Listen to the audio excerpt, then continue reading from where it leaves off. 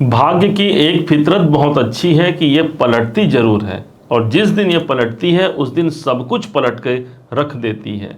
आज देवगुरु बृहस्पति को जानेंगे, जहां पर ठीक 4 फरवरी को देवगुरु बृहस्पति अपने वक्रत्व अवस्था को छोड़ करके डायरेक्ट हो रहे हैं, अर्थात मार्गी हो रहे हैं। ये देवगुरु बृहस्पति अगले 4 महीने तक प्रभावी रहेंगे। 4 फरवरी से ये मार्गी हो रहे हैं। फरवरी, मार्च, अप्रैल और 15 मई तक ये मार्गी ही रहेंगे, जिस दरमियान 4 ऐसे संभावनाएं हैं जो आपके कन्या राशि के जीवन पर उतर के सामने आएगा। कौन कौन से वो 4 ऐसे कारण हैं जो देवगुरु बृहस्पति के माध्यम से, कौन से ऐसे क्षेत्र हैं कहना चाहिए, जहां हमको शुभ परिणाम मिलने की जागृति मुहर लगा चुके हैं देवगुरु बृहस्पति। क्योंकि देवगुरु बृहस्पति भाग्य का पर्याय, ईश्वर का दूसरा नाम होता है। हमारे ज्योतिष शास्त्र में देवगुरु की प्रमुखता सर्वोपरि है, क्योंकि यही गुरुदेव हैं। अर्थात जब गुरुदेव मार्गी अवस्था पर आएंगे तो कौन से शुभ परिणाम देंगे, आज हम और आप मिलकर के इसे जानेंगे। ध्यान दीजिएगा, ठीक 6ठे भाव पर देवगुरु बृहस्पति विद्यमान है। यूं देखा जाए तो 6ठे भाव पर गुरु का गोचर अच्छा नहीं माना जाता, परंतु ध्यान रखोगा आपको, हमने ही पिछले वीडियो में आपसे कहा था कि देवगुरु बृहस्पति जहां होते हैं, जिस स्थान पर होते हैं, उस स्थान की हानि करते हैं, और जहां देखते हैं उस स्थान की वृद्धि करते हैं। स्थान हानि करे जीवा, इस हिसाब से जब 6ठे भाव पर है, 6ठा भाव आपके रोग का है, आपके कर्जे का है, आपके शत्रुओं का है। यदि इन तीनों का ये हानि करेंगे तो भाई हमारे लिए तो अच्छा हो गया ना कि इनका मार्गी अवस्था पर आना, कोई रोग है, कोई परेशानी है, वो इस समय पर मार्गी हो रहे हैं, अर्थात हमारे लिए एक पॉजिटिव सिचुएशन को ही ये जन्म देते हैं। जहाँ कहाँ इनके प्रभाव पड़ेगा, कहाँ कहाँ इनकी दृष्टियाँ हैं, कौन से वो शुभ परिणाम जो 4 मिलने वाले हैं, उसको हम बड़े ध्यान से समझेंगे आपके अपने धनु राशि के अनुसार।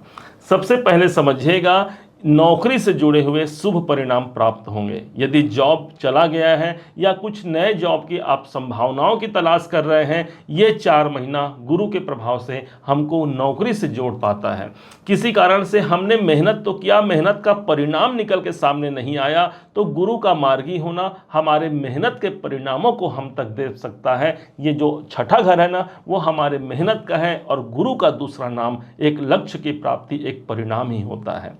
अब प्रथम कार्य आपके नौकरी, आपके मेहनत का प्रतिफल होना। दूसरे पॉइंट को समझिएगा, दूसरा इनका प्रभाव पड़ेगा सीधे आपके कैरियर के भाव पर। इनकी 5वीं दृष्टि पड़ रही है। कैरियर के लिए एक अच्छा समय हो गया, जहां आप नौकरी कर रहे हैं, बिजनेस कर रहे हैं या किसी अन्य कार्य में संलग्न हैं, कर्म क्षेत्र आपका जागृत हो रहा है देवगुरु बृहस्पति के माध्यम से। कैरियर के लिए एक उत्तम समय हो गया, जहां पर आप अपने कर्म क्षेत्र पर विजय को प्राप्त करते हैं। ध्यान दीजिएगा, कर्म सिर्फ और सिर्फ हमारा कैरियर ही नहीं होता, वो सभी कर्म जो हम करना चाहते हैं उसे ही 10म भाव कहा गया है। 10वें भाव उन्हीं सब बातों को रिप्रेजेंट करता है। अर्थात जो दायित्व आपके अंदर है, जो काम आप करना चाहते हैं, उस कार्य की प्रमुखता के लिए, उसकी पूर्णता के लिए देवगुरु बृहस्पति की 5वीं दृष्टि पड़ रही है। कार्य तो होकर रहेगा। अब इनके पास जो तीसरा प्रभाव है, जो तीसरा फल हमको मिलने वाला है, जो काम बनने वाले हैं, वो ये होगा, गुरु की 7वीं दृष्टि पड़ रही है सीधे 12वें घर पर। यदि आप विदेश संबंधी कोई काम को पूरा कराना चाहते हैं तो गुरु की दृष्टि पड़ रही है। वहां से उठ रहे जो प्रॉब्लम है वो इस समय पर सॉल्व होंगे। खर्चों से आप परेशान हैं, खर्च अधिक हो रहा है, तो देवगुरु बृहस्पति की दृष्टि है। उन खर्चों पर हमें नियंत्रण ही नहीं बल्कि आर्थिक लक्ष्य तक भी हम पहुंच पाते हैं। विशेषता यही है कि इस समय पर यदि आप मेडिटेशन, ध्यान इत्यादि में आप संलग्न हैं, आपको उस तत्व की प्राप्ति हो पाएगी जो तत्व अर्थात ईश्वर तत्व की जागृति आप चाहते हैं।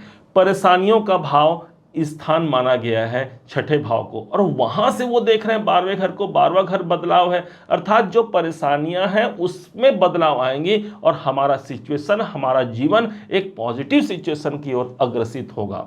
हाँ, इस समय पर कुछ खर्चे होने के योग भी बनते हैं, लेकिन वो खर्चा भी जो होगा वो पॉजिटिव होगा, अर्थात एक इन्वेस्टमेंट, एक निवेश का अवसर आपको अगले 4 महीने में देवगुरु बृहस्पति निकाल कर आप तक पहुंचा पाते हैं। इसके अलावा इनके पास जो चौथा सबसे प्रमुख कारण होगा, प्रभाव होगा आपके लिए, वो है द्वितीय भाव का जागृत होना।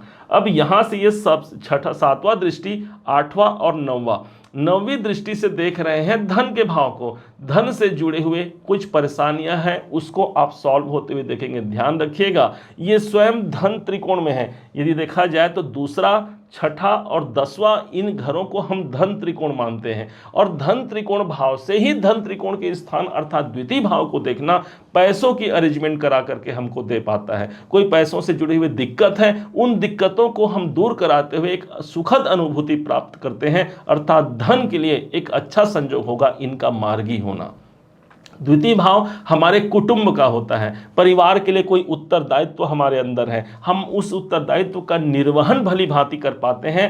गुरु को मांगलिक कार्य से जोड़ा जाता है। ध्यान दीजिएगा, गुरुदेव इस समय पर 17 डिग्री पर चल रहे हैं। ज्योतिष के अनुसार जब कोई ग्रह 12 से 18 डिग्री पर होता है, उनके पास फल देने की कैपेबिलिटी 100% की होती है, अर्थात अब जो होगा वो 100% की कैपेबिलिटी रखते हैं गुरुदेव, अर्थात लक्ष्य की प्राप्ति तक हमको पहुंचा पाते हैं, आर्थिक समस्याओं से यहाँ पर निजात करा पाते हैं।